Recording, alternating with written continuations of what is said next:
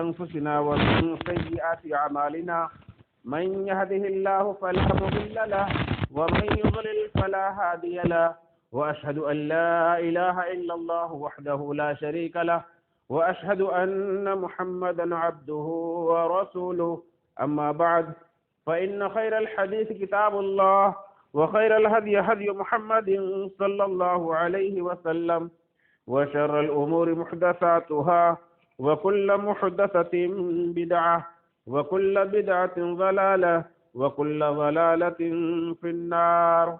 فأعوذ بالله السميع العليم من الشيطان الرجيم من همزه ونفخه ونفثه. بسم الله الرحمن الرحيم. إنما يعمر مساجد الله من آمن بالله واليوم الآخر وأقام الصلاة وآتى الزكاة ولم يخش إلا الله فعسى أولئك أن يكونوا من المهتدين.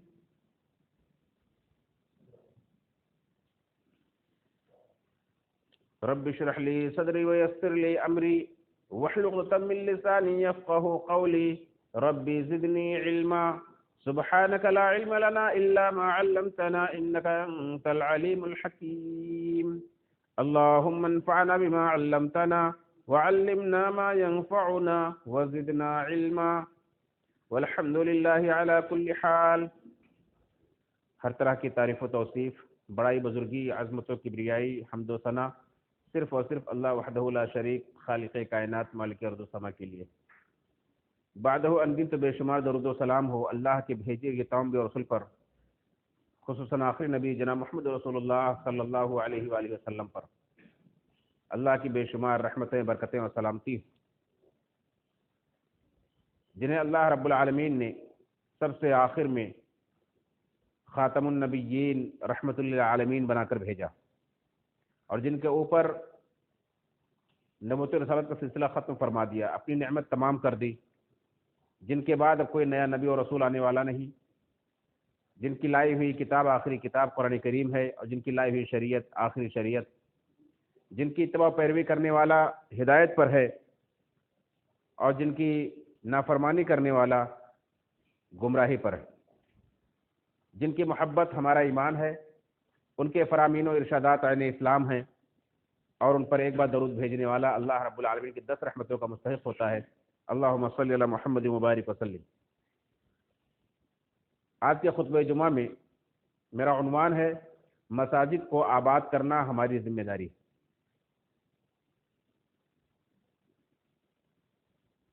ہم آئے دن یہ خبریں سنتے اور پڑھتے رہتے ہیں کہ ہمارے اس وطن عزیز میں بہت ساری مسجدیں شرپسندوں کے نشانے پر ہیں، اور وہ ایک ایک کر کے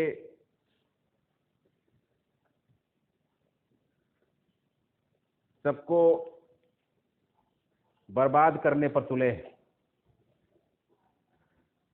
تو ایسے ماحول میں ہماری ذمہ داری کیا بنتی؟ وہ کون سے اسباب ہیں جن کی بنا پر ان کی حفاظت کی جا سکتی؟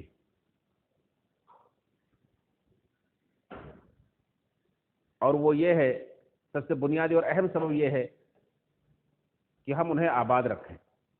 یہ ہماری ذمہ داری بنتی. اللہ کے رسول صلی اللہ علیہ وسلم نے اسی لیے مسلمانوں کے محلے میں، معاشرے میں مسجدوں کی تعمیر کرنے کا حکم دیا. ورنہ ایسی جگہوں پر جہاں مسلمان رہتے بستے نہ ہو وہاں مسجد کا کیا معنی؟ جہاں مسلمان رہتے بستے ہوں وہاں مسجدوں کو تعمیر کیا جائے اور مسجدوں کی صفائی ستھرائی کا خیال رکھا جائے. یہ اللہ کے نبی صلی اللہ علیہ وسلم کا حکم ہے کہ ان کے اندر خوشبو کا بھی اہتمام کیا جائے. ظاہر سی بات ہے یہ تو صرف تعمیری کام ہوا، اصل مقصد جس کے لیے مسجد کی تعمیر ہوتی ہے وہ مسلمانوں کی ذمہ داری، اور وہیں سے مسلمان کی پہچان بنتی. ابراہیم علیہ السلام کے واقعے میں ہم پڑھتے ہیں کہ اللہ رب العالمین نے خانہ کعبہ کی تعمیر سے پہلے اس صحرا میں جہاں زندگی کے نام و نشان بھی نہیں تھے، کوئی پانی نہیں تھا، کوئی جاندار وہاں رہتا بستا نہیں تھا، کوئی ہریالی نہیں تھی. وادی غیر ذی زرع جو قرآن کریم کے اندر کہا گیا ہے، ربنا انی اسکنت من ذریتی بواد غیر ذی زرع. علیہ السلام کہہ رہے ہیں کہ اے میرے رب، ہم نے اپنی ذریت کو، اپنی اولاد کو ایک ایسی وادی میں لا کر آباد کیا ہے جو وادی غیر ذی زرع ہے، وہاں کوئی ہریالی نہیں ہے. وہاں کیوں آباد کیا ہے؟ ربنا لیقیموا الصلاۃ، اے میرے رب تاکہ یہ یہاں نماز قائم کریں. کیوں؟ اس لیے کہ وہاں اللہ کے گھر کی تعمیر ہونے والی تھی. تو اللہ کے گھر کی تعمیر پہلے نہیں کی گئی، پہلے وہاں لا کر علیہ السلام نے اپنی ضروریت کو بسایا اور اس کے بعد گھر کی تعمیر کی، کہ جب گھر تعمیر ہو جائے تو پھر وہ خالی نہ رہے، وہاں نماز قائم کرنے والا موجود رہے. تو صرف مسجدوں کا تعمیر کر دینا، انہیں سجا سنوار کر آراستہ پیراستہ کر دینا، عالیشان بنا دینا، یہ اللہ رب العالمین کا مقصد نہیں ہے. مسلمانوں سے جو مطلوب ہے وہ یہ کہ مسلمان اپنے محلے میں مسجد بنائیں اور مسجد کو آباد رکھیں. یہ مومنوں کی اصل پہچان ہے. اسی بات کو اللہ رب العالمین سورۃ توبہ کے آیت نمبر 18 میں فرمایا، انما یعمر مساجد اللہ من آمن باللہ والیوم الآخر، کہ مسجدوں کو آباد وہی کرتے ہیں جن کا اللہ پر اور یوم آخرت پر ایمان ہوتا ہے. واقام الصلاۃ، اور جو نماز قائم کرتے ہیں، وآت الزکاۃ، اور جو زکات ادا کرتے ہیں، ولم یخش الا اللہ، اور اللہ کے سوا کسی سے نہیں ڈرتے. فعسى اولئک ان یکونوا من المہتدین، یہی وہ لوگ ہیں کہ جو ہدایت یافتہ ہیں. یہ جن کی پہچان ہو، جن کا مسجدوں سے گہرا تعلق ہو، جو مسجدوں کے آباد کرنے والے ہوں، ان کے بارے میں فرمایا گیا کہ یہ ہدایت یافتہ ہیں. عبداللہ بن مسعود رضی اللہ عنہ نے فرمایا کہ اللہ کے رسول صلی اللہ علیہ وسلم نے تمہارے لیے کچھ ہدایت کے راستے مقرر کیے ہیں، اس میں سے ایک ہدایت کا راستہ یہ ہے، ہدایت کے راستے مقرر کیے ہیں اور تم ان راستوں پر چلو گے تو تم ہدایت یافتہ رہو گے، تم انہیں چھوڑ دو گے تو تم گمراہ ہو جاؤ گے. اور ہدایت کے راستوں میں سے ایک یہ بھی ہے کہ جن مسجدوں کے اندر اذان دی جاتی وہاں آ کر نماز قائم کیا جائے. اگر آپ ایسا نہیں کریں گے، آپ مسجدوں کو غیر آباد چھوڑ دیں گے، اپنے گھروں میں اور بازاروں میں اور کہیں بھی نماز پڑھنے لگیں گے تو آپ گمراہ ہو جائیں گے. یہ ایک صحابی کا فتویٰ ہے. اللہ کے رسول صلی اللہ علیہ وسلم نے اسی آیت کی بنیاد پر مسلمانوں کو کہا کہ تم میں سے جو آدمی وضو کرے، جو آدمی صبح و شام مسجد کی طرف جائے، تم مسجد میں اسے جاتا ہوا دیکھو تو اس کے ایمان کی گواہی دو، یہ آدمی مومن ہے، یہ آدمی صاحب ایمان ہے، جو صبح و شام مسجد کی طرف آتا اور جاتا اور تمہیں دکھائی دے، تم گواہی دو کہ مومن ہے. کیوں؟ اس لیے کہ اللہ نے قرآن میں کہا ہے، انما یعمر مساجد اللہ من آمن باللہ والیوم الآخر، کہ مسجدوں کو وہی آباد رکھتے ہیں جو اللہ پر یوم آخرت پر ایمان رکھتے ہیں. واقام الصلاۃ، جو نماز قائم کرتے ہیں، زکات ادا کرتے ہیں اور جو اللہ کے سوا کسی سے نہیں ڈرتے. تو ایک مسلمان کی سچی پہچان یہی ہے کہ وہ نماز اس مسجد سے اس کا لگاؤ ہو، وہ مسجدوں کا آباد کرنے والا ہو. بہت ساری آیات اور بہت ساری احادیث ہیں اللہ کے رسول صلی اللہ علیہ وسلم کی. جیسے ایک مشہور حدیث صحیح بخاری کی حدیث ہے، انس بن مالک رضی اللہ عنہ فرماتے ہیں کہ اللہ کے رسول صلی اللہ علیہ وسلم جب اللہ کے راستے میں غزوے کے لیے نکلتے تھے، جہاد کے لیے نکلتے تھے، تو کسی بستی پر اس وقت تک حملہ نہیں کرتے جب تک کہ صبح نہیں کر لیتے، رات میں حملہ نہیں کرتے تھے. جب صبح فجر کا وقت آتا تھا، اس بستی سے اذان کی آواز آتی تھی تو پھر حملہ نہیں کرتے تھے، کہتے ہیں مسلمانوں کی بستی. اور اگر اس بستی سے اذان کی آواز نہیں آتی تھی تو پھر اس پر حملہ کر دیتے تھے. یہ پہچان ہے مسلمانوں کی، معاشرے کی.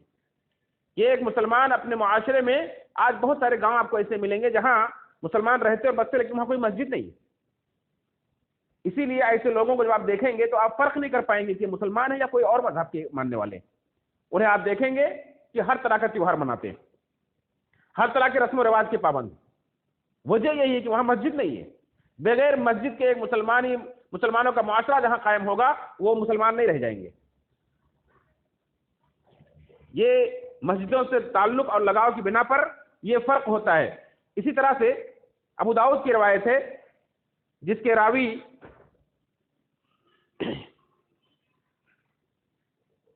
ابن عصام المزنی رضی اللہ عنہ ہے. کہتے ہیں اللہ کے رسول صلی اللہ علیہ وسلم نے ایک سریہ بھیجا. یہ اس سے پہلے بخاری کی روایت کے اندر تو اللہ کے رسول صلی اللہ علیہ وسلم کے خود کے عمل کا ذکر تھا کہ آپ خود کسی غزوے میں نکلتے تھے تو جب تک اذان کی آواز نہیں سن لیتے تھے وہاں حملہ نہیں کرتے تھے، جب اذان کی آواز نہیں سنائی دیتی تو حملہ کر دیتے تھے۔ ایسے ہی آپ اپنے ان صحابہ کو جنہیں بھیجتے تھے، یہ سریہ کہا جاتا ہے، انہیں بھی یہی حکم دیتے تھے۔ ایک سریہ آپ نے بھیجا، ایک فوج بھیجی کسی بستی پر حملہ کرنے کے لیے، تو آپ نے فرمایا کہ تم وہاں جب جاؤ اور تمہیں وہاں مسجد نظر آئے تو تم اس سے اذان کی آواز جب سنو تو اس پر حملہ مت کرنا، کسی سے بھی وہاں لڑائی جھگڑا، کسی سے قتال مت کرنا، کیونکہ وہ مسلمانوں کی بستی۔ یہ ابو داؤد کی روایت۔ اسی طرح سے اللہ کے جو نیک بندے ہیں، جو مومن اور مسلمان ہیں، ان میں اور دوسروں میں فرق ہم کیسے کریں گے؟ اللہ کے رسول صلی اللہ علیہ وسلم نے خود فرمایا بین العبد و بین الکفر والشرک الصلاۃ، یا بعض وقت میں ترک الصلاۃ۔ ایک مومن اور مسلمان بندے اور ایک کافر اور مشرک بندے کے درمیان فرق کرنے والی چیز کیا ہے؟ نماز۔ جو نماز کو چھوڑ دیتا ہے وہ کافر ہو جاتا ہے۔ آپ دن اور رات کے اعمال کا جائزہ لیں، آپ بھی اپنے گھر سے سو کر اٹھتے ہیں، ایک آپ کا پڑوسی بھی سو کر اٹھتا ہے، آپ بھی اپنے کاروبار میں مصروف ہوتے ہیں، وہ بھی اپنے کاروبار میں مصروف ہوتا ہے۔ اگر صبح سے شام تک اسی کے جیسا آپ بھی کام میں لگے رہے اور اپنے گھر آئے کھائے اور سو گئے، وہ بھی گھر آیا کھایا سو گیا، آپ دونوں میں فرق کیا رہ گیا؟ لیکن اگر دن میں 5 بار آپ مسجد کی طرف آئے اور گئے اور وہ آدمی کام پر لگا رہا، یہی فرق ہے، یہی پہچان ہے کہ آپ مسلمان۔ تو ایک مسلمان کو اپنی پہچان مسجد سے بنانی چاہیے، اور مسجد سے ایک مسلمان کی پہچان بنتی ہے، اور یہ کوئی معمولی جگہ نہیں ہے۔ اللہ رب العالمین کی نگاہ میں تمام روئے زمین پر، تمام زمینوں پر سب سے افضل، محبوب، پسندیدہ جگہ کیا ہے؟ احب البلاد الی اللہ، احب البلاد الی اللہ، اللہ کے نزدیک سب سے محبوب جگہ تمام شہروں میں، تمام زمینوں پر وہ جگہ ہے جہاں مسجدیں تعمیر کی جاتی، اور سب سے ناپسندیدہ جگہ وہ ہے جہاں بازار لگائے جاتے ہیں۔ آج ہماری پہچان کیا بن گئی؟ ہماری پہچان، ہماری زبان کیا بن گئی؟ جسے مسجد کی طرف آتے جاتے دیکھتے ہیں اسے ہم حقارت کی نگاہ سے دیکھتے ہیں کہ ارے یہ تو مسجد والا ہو گیا، تو ملا ہو گیا، ملا کی دوڑ مسجد تک، اور خود پورا دن، پورا وقت سب سے مبغوض، ناپسندیدہ جگہ میں بیٹھ کر گزارتے ہیں، بازاروں میں، اور سب سے زیادہ ماڈرن اور سب سے زیادہ ترقی یافتہ سمجھے جاتے ہیں۔ ایک مسلمان جس کی زندگی کا مقصد یہ بتلایا گیا ہے کہ تمہاری زندگی کا مقصد اللہ کی عبادت، زندگی کے مقصد کو بھول گیا ہے، اور کمانا کھانا، زندگی گزارنے کے اسباب کا انتظام کرنا جو اللہ رب العالمین نے پہلے سے قسمت میں، آپ کی تقدیر میں لکھ دیا ہے کہ آپ جب تک وہ چیزیں جو آپ کی تقدیر میں لکھی گئی ہیں جب تک آپ انہیں پا نہیں لیں گے آپ کی موت نہیں آئے گی، ان چیزوں کے حاصل کرنے کو ہم نے اپنی زندگی کا مقصد بنا لیا ہے۔ آج ہم اپنے اعمال کا جائزہ لیں، اپنے معاشرے کا جائزہ لیں تو آج کیسے لوگ ہیں؟ اکثر لوگوں کی یہی شکایت رہتی ہے کہ اتنا زیادہ مصروف رہتے ہیں کاروبار میں، اتنا زیادہ کام میں مصروف رہتے ہیں کہ نماز کے لیے وقت نہیں ملتا ہے۔ کیا یہ سوال، کیا یہ جواب ہمارا زیب دیتا ہے؟ ایک مسلمان کو جو اپنے آپ کو مسلمان کہتا ہو، مسلمان سمجھتا ہو، کیا اس کو یہ جواب زیب دیتا ہے کہ جس مقصد کے لیے آپ کو پیدا کیا گیا، اللہ رب العالمین نے یہ آسمان و زمین آپ کے لیے بنائی، آسمان و زمین کے ہر چیز کو آپ کے لیے مسخر کر دیا ہے، آپ کی غلامی پر لگا دیا ہے، یہ سورج، یہ چاند، یہ ستارے آپ کے لیے چمکتے ہیں، یہ ہوائیں آپ کے لیے چلتی ہیں، یہ زمین آپ کے لیے سبزہ اگاتی ہے، یہ دریا آپ کے لیے بہتے ہیں، یہ پہاڑ جو زمین میں گڑے ہوئے ہیں یہ آپ کی خدمت کے لیے گڑے ہوئے کہ زمین ہل نہ سکے، آپ آرام سے اس پر رہ سکیں، چل سکیں۔ یہ سارے انتظامات آپ کے لیے کیے ہیں، کیوں؟ تاکہ آپ اللہ کی عبادت کر سکیں۔ وما خلقت الجن والانس الا ليعبدون، ہم نے انسانوں اور جناتوں کو صرف اپنی عبادت کے لیے پیدا کیا ہے، اور اسی عبادت کے لیے ہم کہتے ہیں ہمارے پاس وقت نہیں ہے، ہمارے پاس وقت نہیں ہے۔ جس عبادت کے لیے ہمیں پیدا کیا گیا ہمارے لیے اس کے پاس وقت نہیں ہے، اور جو ہم جانتے ہیں کہ ہمارے قسمت میں جتنا لکھا اس سے زیادہ ہم نہیں پا سکتے۔ پوری زندگی محنت کر کے تھک جائیں، ساری دنیا کی ڈگریاں حاصل کر لیں، سب کچھ، سارے اسباب ہم جمع کر لیں، لیکن جتنا قسمت میں ہے اتنا ہی ملے گا، اور ہم کچھ بھی وہاں اس میں سے لے کر نہیں جا سکتے۔ سب کچھ ایک دن یہی چھوڑ کر جانا ہے، چھین لیا جائے گا، سب کچھ چھین لیا جائے گا، یہاں تک کہ آپ سے آپ کا نام بھی چھین لیا جائے گا۔ جو پیدا ہونے کے بعد آپ کو اس دنیا میں دیا گیا ہے، پیدا ہونے سے پہلے آپ کا کوئی نام نہیں تھا، پیدا ہونے کے بعد آپ کو نام دیا گیا، آپ کو ایک پہچان دی گئی، وہ پہچان، وہ نام بھی چھین لیا جائے گا۔ اور اگر آپ کے ساتھ کچھ جائیں گے تو آپ کی وہی عبادت، آپ کے وہی اعمال، اس عبادت کے لیے ہمارے پاس وقت نہیں۔ اپنی سوچ کو بدلنا پڑے گا، ہمیں اپنی سوچ کو بدلنا پڑے گا کہ وہ عبادت ہم اور آپ بھی جانتے ہیں، ہم کسی کو کسی کام کے لیے جب رکھتے ہیں، کسی مقصد کے لیے رکھتے ہیں، ایک نوکر رکھتے ہیں تو کہتے ہیں کہ فلاں کام تمہارے لیے انتہائی ضروری ہے، یہ کرنا ہے، اس کے علاوہ دوسرے کام چھوٹ جائیں گے چلے گا۔ اور وہ آپ کا مزدور، وہ آپ کا نوکر کہے کہ مجھے اس کام کے لیے وقت نہیں ہے، دوسرے کاموں میں پورا دن ختم کر دے، کیا آپ اسے تنخواہ دیں گے؟ اپنی سوچ کو بدلیں۔ جس کام کے لیے اللہ رب العالمین نے ہمارے اور آپ کی تخلیق کی ہے، پیدائش کی ہے، سارے انتظامات ہمارے لیے کیے ہیں، اسی کام کے لیے ہمارے پاس وقت نہیں ہے۔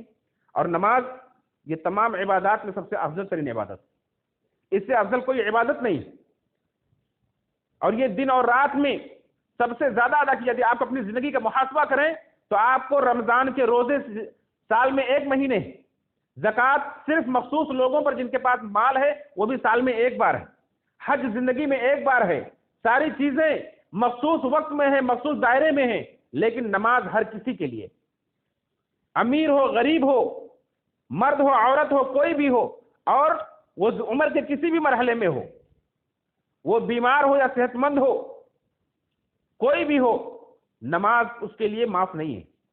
نماز ہر حال میں ادا کرنا ہے۔ اگر آپ کو کھڑے ہونے کی طاقت نہیں ہے بیٹھ کر ادا کریں، بیٹھنے کی طاقت نہیں ہے تو لیٹے لیٹے ادا کریں، پانی چھونے کی طاقت نہیں ہے تو آپ تیمم کر کے نماز ادا کریں، لیکن نماز معاف نہیں ہے، اور نماز سب کے لیے ہے اور سب سے زیادہ ہے۔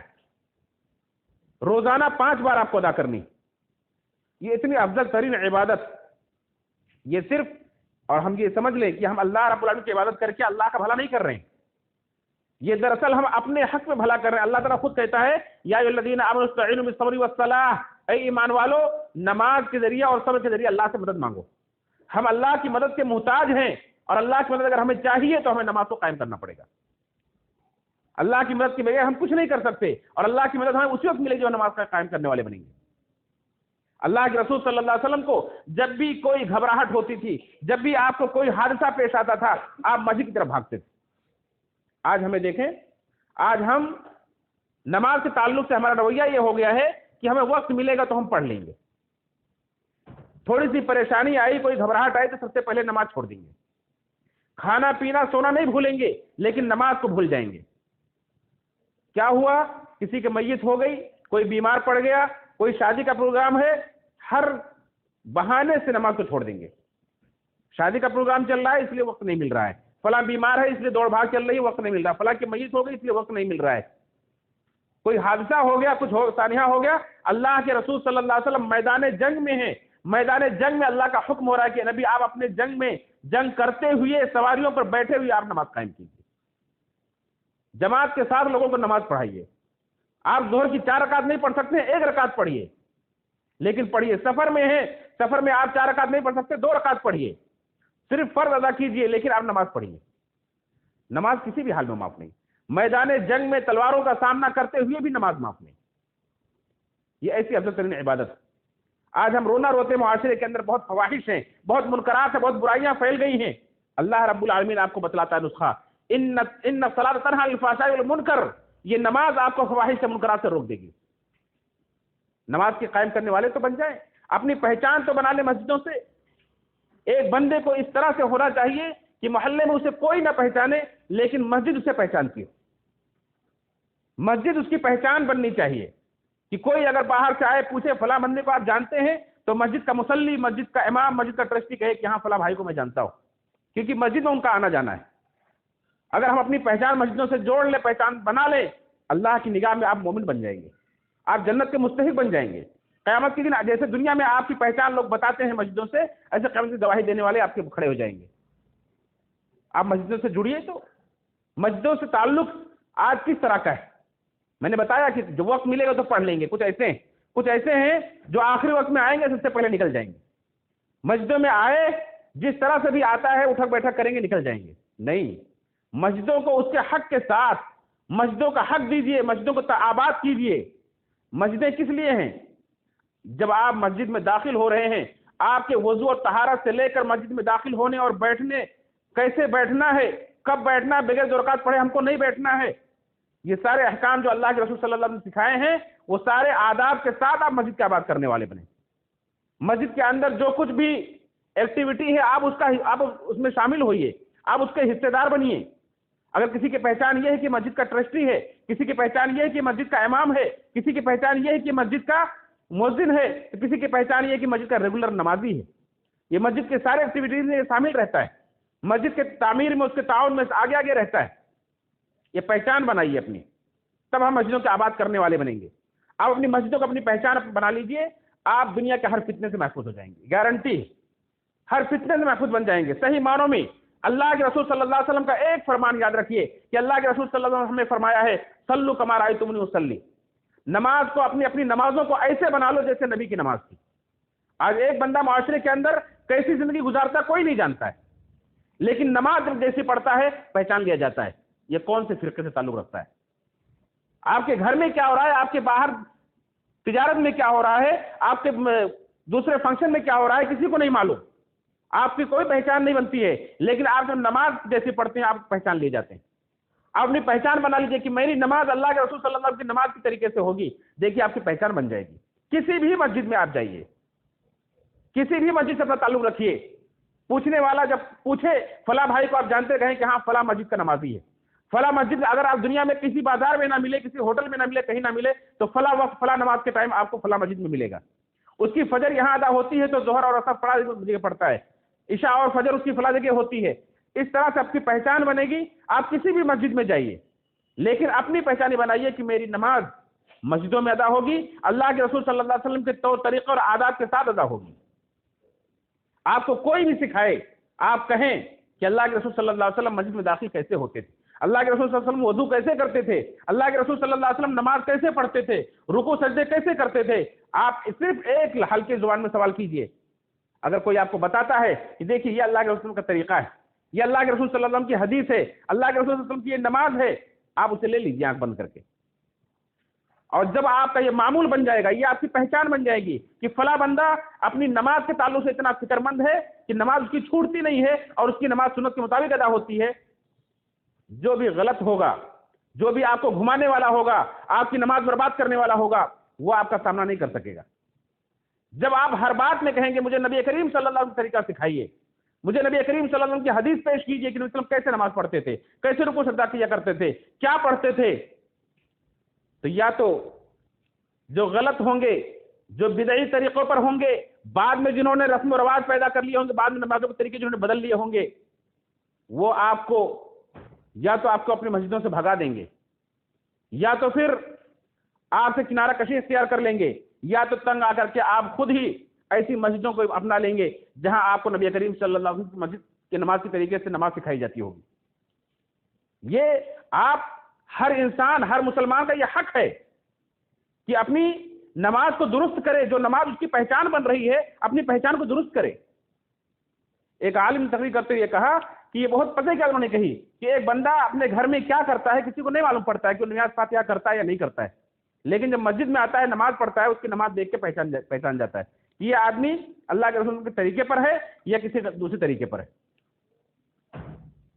ہم اگر سنجیدہ ہیں اپنی نمازوں کے تعلق سے، مسجدوں کو آباد کرنے کے تعلق سے، تو میرے بھائی اور دوستوں اپنی نمازوں کو ہم درست کریں، تب ہم صحیح معنوں مسجدوں کو آباد کرنے والے بنیں گے۔ اور مسجدوں سے ہمارا تعلق اگر مضبوط ہو گیا تو یاد رکھیں اللہ رب العالمین صرف یہ نہیں کہ آپ کو جنت میں جگہ دے گا، بلکہ اللہ رب العالمین میدان محشر میں جہاں اللہ رب العالمین کے سامنے پورے اولین و آخرین کا مجمع ہوگا، آدم علیہ السلام سے لے کر قیامت تک پیدا ہونے والے آخری انسان تک، جہاں انسان و جنات جہاں حاضر ہوں گے، اور جو آسمان سوا نیزے پر ہوگا اور کسی کے بدن پر کوئی کپڑا نہیں ہوگا، کوئی دھاگا نہیں ہوگا، اور اس وقت گرمی کا یہ عالم ہوگا کہ انسان اپنے پسینے میں ڈبکیاں لگا رہا ہوگا، پسینہ صرف زمین پر صرف بہے گا نہیں، زمین کے اندر 70 گز تک زمین کے اندر پسینہ جائے گا اور انسان اس کے اندر ڈبکیاں لگا رہا ہوگا، اسے سائے کی سخت ضرورت ہوگی، اس گرمی سے بچنے کی سخت ضرورت ہوگی۔ اللہ رب العالمین اپنے مخصوص بندوں کو، نیک بندوں کو کہے گا کہ اے فرشتوں جاؤ انہیں پکڑ پکڑ کر میرے عرش کے سائے کے نیچے لے آؤ، جب اللہ کے عرش کے سائے کے علاوہ کوئی سایہ نہیں ہوگا اور کسی کی جرأت نہیں ہوگی کہ اللہ کے حکم کے آگے حرکت کر سکیں، اپنی زبان کھول سکیں۔ تمام اولین و آخرین جمع ہوں گے، بڑے بڑے انبیاء وہاں نفسی نفسی کے عالم میں ہوں گے، گھٹنوں کے بل گر کر نفسی نفسی پکاریں گے کہ اے اللہ آج مجھے صرف اپنی فکر ہے، آج میرے نفس کا میں تو سے سوال کرتا ہوں، اس موقع پر اللہ رب العالمین جب جن خوش نصیبوں کو بلائے گا اس میں سے ایک بندہ وہ بھی ہوگا رجل قلبہ معلق بالمسجد، ایسا آدمی جس کا دل مسجد میں لٹکا رہتا تھا۔ یہ مسجدوں سے تعلق ہونا چاہیے۔ مسجدوں سے تعلق اصل میں یہ ہے کہ آپ دنیا میں کہیں بھی ہو، اپنے گھر پر ہیں، بستر پر آرام کر رہے ہیں، اپنے کاروبار میں مصروف ہیں، لیکن آپ کا دل مسجد میں لٹکا ہوا ہے۔ رجل قلبہ معلق بالمسجد، مسجد میں آپ کا دل لٹکا ہوا ہے۔ ایسا تعلق پیدا کیجئے، تب آپ کی پہچان بنے گی مسجدیں، تب یہ مسجدیں آباد ہوں گی، تب مسجدوں کی رونق بڑھے گی۔ رجل قلبہ معلق بالمسجد بہت مفہوم، بہت اللہ کے رسول صلی اللہ علیہ وسلم کو اللہ رب العالمین نے جوامع الکلم دیا تھا۔ نبی کریم صلی اللہ علیہ وسلم چھوٹا سا جملہ بولتے تھے اور بہت وسیع اس کا مفہوم ہوتا تھا، بہت وسیع، بہت بڑا اس کا مفہوم ہوتا تھا۔ کتنا چھوٹا سا جملہ ہے کہ ہمارے اور آپ کے مسجد سے تعلق کیسا ہونا چاہیے، نبی کریم صلی اللہ علیہ وسلم نے ایک جملے میں بتا دیا ہے کہ ایسا تعلق بناؤ مسجدوں سے کہ آپ کا دل مسجد میں لٹکاؤ۔ آپ کہیں بھی ہو، مسجد میں آپ کا دل لٹکا ہوا ہے، آپ کی پہچان مسجد بنی ہوئی ہے، نمازوں کی فکر آپ کو لگی ہے، نمازوں کے تعلق سے آپ ہر چیز کے سنجیدہ ہیں، غیر سنجیدگی نہیں کہ آئے اور پڑھ لیے چلے گئے۔ اللہ کے رسول صلی اللہ علیہ وسلم کے زمانے میں صحابہ کیسے سنجیدہ ہوا کرتے تھے۔ ایک واقعہ آپ سنیں کہ ایک صحابی آئے اور نماز پڑھی انہوں نے، اللہ کے رسول صلی اللہ علیہ وسلم بیٹھے ہوئے تھے اپنے صحابہ کے ساتھ، آئے سلام کیے اور سلام کر کے بیٹھنا چاہے۔ نبی کریم صلی اللہ علیہ وسلم نے سلام کا جواب دیا اور کہا تم نے نماز نہیں پڑھی، پھر سے جا کر پڑھو۔ پھر گئے پر نماز پڑھے، نماز کر کر پھر آئے سلام کیا اور پھر بیٹھنا چاہے۔ پھر نبی کریم صلی اللہ علیہ وسلم نے فرمایا کہ تم نے نماز نہیں پڑھی، جا کے پھر سے نماز پڑھو۔ 3 بار آپ نے لوٹایا، تینوں بار صحابی نے اپنی نماز دہرائی۔ چوتھی بار کہا کہ اللہ وسلم میں ایسے ہی نماز پڑھ پاتا ہوں، اس سے بہتر نماز پڑھنی مجھے نہیں آتی، آپ مجھے سکھا دیجیے۔ تب نبی کریم صلی اللہ علیہ وسلم نے سکھلایا انہیں اور کہا کہ نماز کو سکون کے ساتھ پڑھیں۔ ہر رکن کو ادا کرتے وقت آپ کے اندر سکون ہونا چاہیے، اطمینان ہونا چاہیے، جلد بازی نہیں کہ آئے اور اپنا بوجھ پڑھ کے اپنی ذمہ داری ادا کی اور نکل گئے۔ ہم اور آپ اپنا جائزہ لیں کہ ہمارے اندر یہ صبر کا مادہ ہے، اتنی استقامت ہے کہ کوئی ہم سے کہہ دے کہ حضرت آپ کی نماز ٹھیک نہیں ہوئی، اور ہم کہیں ٹھیک ہے ہمیں سکھا دیجیے، یا ٹھیک ہے میں پھر سے پڑھ لیتا ہوں، ہوئی یا نہیں ہوئی ہمیں کوئی غرض نہیں، ہم نے ادا کر دی، بس ہم چلے نکل کر۔ بات سننے کو لوگ تیار نہیں ہوتے ہیں، فرصت نہیں ہے، یہ سمجھتے ہیں کہ ہم نے مسجد میں حاضری دے دی، ہم نے احسان کر دیا اللہ پر، ہماری حاضری ہوگی مسجد میں، ہم نے احسان کر دیا۔ میرے بھائیو دوستو، یہ تعلق نہیں ہے۔ مسجدوں سے آپ کا تعلق ایسا ہو کہ آپ کا دل مسجد میں لٹکا رہے، اپنی پہچان مسجدوں کو بنائیں، مسجدوں کو آباد کرنے والے بنائیں۔ اور اس طرح سے جب پہچان بنے تو ایک مسلمان، ایک نوجوان جب اس کے لیے رشتہ مانگا جائے تو اگر بہت زیادہ انکوائری آدمی نہ کر سکتا ہو تو آ کر مسجد میں پوچھ لے کہ فلاں بندے کے بارے میں کیا خیال ہے۔ جو مسجد کا ذمہ دار ہو، امام ہو، جو مسجد کا ریگولر نمازی ہو، اس سے کوئی پوچھ لے کہ فلاں بندے کے بارے میں کیا خیال ہے، اس کا پورا بایو ڈاٹا سامنے آ جائے گا کہ ہاں وہ بندہ نماز کے تعلق سے کیسا سنجیدہ ہے یا نہیں ہے، نماز میں اس کا معاملہ کیسا ہے، اس کے اخلاق کیسے ہیں، وہ کرتا کیا ہے، سب کچھ آپ کے سامنے آ جائے گا اگر ہمارا تعلق یہ بنے گا۔ اور جب آدمی کا مسجد سے تعلق ہی نہیں ہے، کوئی آ کر پوچھ لے فلاں نوجوان کے بارے میں کہ میں اسے رشتہ کرنا چاہتا ہوں، اپنی بیٹی اسے دینا چاہتا ہوں، اس کے بارے میں کیا خیال ہے، تو کہیں گے ہم نہیں پہچانتے، کبھی مسجد کا رخ اس نے کیا ہی نہیں، مسجد کے دروازے کے اندر کبھی قدم رکھا ہی نہیں، تو کیا پہچان بتائے گا۔ اور اگر ہم کسی کی دینداری صرف اس کی نماز دیکھ کر اندازہ لگا لیں، نماز دیکھ کر اسے پہچان لیں کہ آدمی دیندار ہے، تو یاد رکھیں اور بہت زیادہ آپ کو انکوائری کرنے کی ضرورت نہیں پڑے گی۔ آج نیک رشتے کتنے مشکل ہو گئے ملنا۔ وجہ کیا ہے کہ آج ہم نے نماز کو بالائے طاق رکھ دیا ہے، نماز سے ہمارا وہ تعلق رہ ہی نہیں گیا ہے جو ہونا چاہیے تھا کہ ہر کام سے پہلے ہر کام پر مقدم نماز ہونی چاہیے تھی۔ آج جمعہ کا دن ہے، افضل ترین دن ہے، تمام دنوں میں جتنے دن سورۃ طول کا سب سے افضل ترین دن، جو پچھلے کسی امتی کو نہیں ملا۔ یہ اس امت کی خصوصیت ہے کہ اللہ نے اسے جمعہ عطا کیا ہے، کسی کو شنیچر ملا، کسی کو اتوار ملا، لیکن اللہ رب العالمین نے جمعہ کا دن اس امت کو دیا ہے۔ آج اس امت کا کیا تعلق ہے اس جمعہ کے دن سے؟ پورا دن بھی اللہ رب العالمین نے کاروبار بند کرنے کے لیے نہیں کہا۔ اگر آپ سے زیادہ نہیں ہو سکتا ہے، آپ بہت زیادہ اپنے دل کو مسجد میں لٹکا کے نہیں رکھ پاتے ہیں کہ صبح سے حاضری دیں، تو آپ 1 گھنٹہ تو نکال سکتے ہیں 12 گھنٹے میں، دن اور رات کے 24 گھنٹے میں، ہفتے میں ہفتے کے 7 دنوں میں 1 گھنٹہ تو نکال سکتے ہیں کہ مسجد میں آج حاضری دیں گے، آدھا گھنٹہ پہلے کاروبار بند کر کے نہا دھو کر مسجد میں آ جائیں گے، سکون سے خطبہ سنیں گے آدھا گھنٹے میں، اور اس کے بعد نماز پڑھیں گے، نکل جائیں گے۔ آپ کو کیا حاصل ہوگا آپ کو پتہ نہیں ہے۔ یہ 1 گھنٹے کی حاضری آپ کے 10 دن کے گناہوں کو معاف کروا دیتی۔ اللہ کے رسول صلی اللہ علیہ وسلم نے فرمایا کہ ایک آدمی جو اچھے طریقے سے وضو کر لیتا ہے اور جو کچھ خوشبو میسر اور خوشبو لگا لیتا ہے اور مسجد میں نماز کے لیے آ جاتا ہے، اول وقت میں آگے بڑھ کر بیٹھتا ہے، خطبہ غور سے سنتا ہے، نماز ادا کرتا ہے، تو ایک جمعہ سے لے کر دوسرے جمعہ تک اور مزید 3 دن کے اور اس سے گناہ بخش دیے جاتے ہیں، 10 دن کے گناہ بخش دیے جاتے ہیں۔ اس جمعہ کے تعلق سے بھی ہم 1 گھنٹہ دینے کو تیار نہیں ہیں۔ ہم نماز سے ہمارا کیا تعلق ہے؟ کتنے سنجیدہ ہیں؟ مسجدوں کو آباد کرنے والے ہم کہاں سے ہو سکتے ہیں؟ میرے بھائی اور دوستو، اللہ رب العالمین کا یہ فرمان سورہ توبہ کی آیت یاد رکھیں کہ انما یعمر مساجد اللہ من آمن باللہ والیوم الآخر، مسجدوں کو آباد وہی کریں گے جن کا اللہ پر یوم آخرت پر ایمان ہوگا، جو نماز کو قائم کرنے والے ہوں گے، زکوٰۃ ادا کرنے والے ہوں گے، اور اللہ کے سوا کسی سے نہیں ڈریں گے۔ آپ جو نماز اپنی درست کرنے جائیں گے تو آپ کے سامنے بہت سارے ڈر کھڑے ہو جائیں گے، بہت سارے ڈر کھڑے ہو جائیں گے، آپ کا رشتہ دار آپ کو ڈرائے گا، ایسی نماز پڑھے گا میں تجھے سلام نہیں کروں گا، ایسی نماز پڑھے گا میں اپنے روم میں تمہیں کرائے پر نہیں رکھوں گا، اپنی دکان خالی کروا لوں گا، ڈر کھڑے ہو جائیں گے۔ لیکن ایک بندہ جو سچا نمازی ہوگا کہے گا کہ اللہ ولم یخشى الا اللہ، اللہ کے سوا کسی سے نہیں ڈرے گا، مجھے نبی کریم صلی اللہ علیہ وسلم طریقے کے مطابق اپنی نماز کو درست کرنا ہے، یہ میری پہچان بنے گی، چاہے کوئی بھی ڈر ہو میں اس کا سامنے کرنے کے لیے تیار ہوں۔ یہ کیفیت جس کی ہو جائے گی ولم یخشى الا اللہ، اللہ کے سوا کسی سے نہیں ڈرے گا، تو یاد رکھیں وہ حقیقی معنوں میں مومن کہلائے گا، وہ اللہ کے عرش کے سائے کے نیچے جگہ پانے والا ہوگا، وہ جنت میں نبی کریم صلی اللہ علیہ وسلم کے ساتھ جانے والا ہوگا۔ اور یہ کتنی بڑی سعادت کہ تمام زمینوں میں سب سے بہترین زمین ہمیں مل رہی ہے چند لمحے گزارنے کے لیے، اور اللہ رب العالمین جو ہمارا خالق مالک ہے، جو اس نے روزی کا وعدہ کیا ہے، وہ چاہتا نہیں کہ بندے زیادہ محنت کریں، لیکن ہماری اور آپ کی یہ بیوقوفی ہے کہ ہم کہتے ہیں ہم محنت زیادہ کریں گے۔ اللہ تعالیٰ تو کہتا ہے کہ میری عبادت کے لیے وقت نکالو، میں تمہارے دل کو ایسے غنی کر دوں گا۔ آپ اپنی نمازوں کا حساب تو کریں کہ 5 وقت کی نماز، پھر 4 کی نماز، تہجد کی نماز، اور پہلے حاضر ہونے کا کی فضیلت، بعد میں دیر تک بیٹھنے کی فضیلت، یہ ساری چیزوں کو اگر آپ جائزہ لیں گے تو آپ دیکھیں گے کہ اللہ تعالیٰ چاہتا نہیں کہ بندے زیادہ محنت سے دنیا میں، بلکہ بندے زیادہ وقت کے لیے وقت نکالے عبادت کے لیے، اور وعدہ بھی ہے کہ اگر ایسا کرو گے تو میں تمہیں روزی دوں گا۔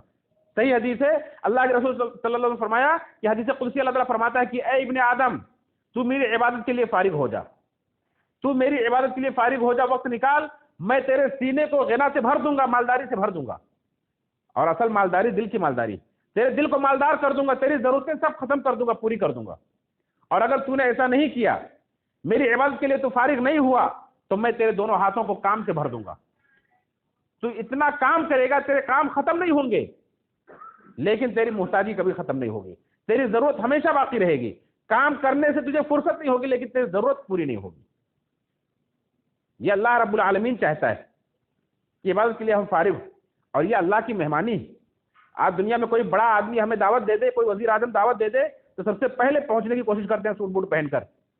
اللہ کے رسول صلی اللہ علیہ وسلم نے فرمایا کہ جو آدمی وضو کرتا ہے، مسجد کی طرف آتا ہے، تو اللہ کا مہمان بن جاتا ہے، اور جب بھی کوئی کسی کا مہمان بنتا ہے تو اس مہمان اس میزبان پر لازم ہوتا ہے کہ اس کی تکریم کرے، یہ ایمان کا تقاضا ہے۔ فَلْيُكْرِمْ ضَيْفَهُ، اپنے مہمان کی تعظیم کرے، اس کی تکریم کرے۔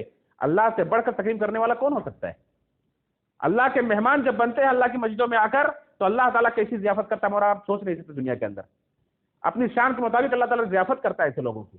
اللہ تعالیٰ سے دعا ہے کہ رب العالمین ہم سب کو صحیح معنوں میں مسجدوں کو آباد کرنے والا بنائے، ہمیں مومن بنائے، ہماری پہچان مسجدیں بنائے، نماز ہماری پہچان بنے۔ رب العالمین ہم سب کو نبی کریم صلی اللہ علیہ وسلم کے طریقے کے مطابق نماز کو ادا کرنے کی توفیق عطا فرمائے۔ رب العالمین ہماری نمازوں کے اندر خلوص پیدا فرمائے، ہماری نمازوں کو قبول فرمائے، ہماری نمازوں کو دنیا آخرت میں کامیابی کا ذریعہ بنائے، فواحش و منکرات سے بچنے والا اور روکنے والی بنائے، اللہ رب العالمین کی مدد پانے والی بنائے۔ رب العالمین ہمارے ذریت کو، ہماری نسلوں کو نمازی بنائے۔ رب العالمین جب تک ہمیں زندہ رکھے دنیا میں دین اسلام پر زندہ رکھے، جب بھی دنیا سے اٹھائے حالت ایمان پر اٹھائے۔ رب العالمین ہمارے جو بیمار حال بھائی، ان کو پریشانی، جو بیمار ہوں ان کو شفائے کاملہ عاجلہ عطا فرما۔ ایک بھائی ہیں جو وکرولی ویسٹ میں رہتے ہیں، انہوں نے دعا کی درخواست، وہ ایڈمٹ ہیں، ان کے گھر والوں نے دعا کی درخواست کی ہے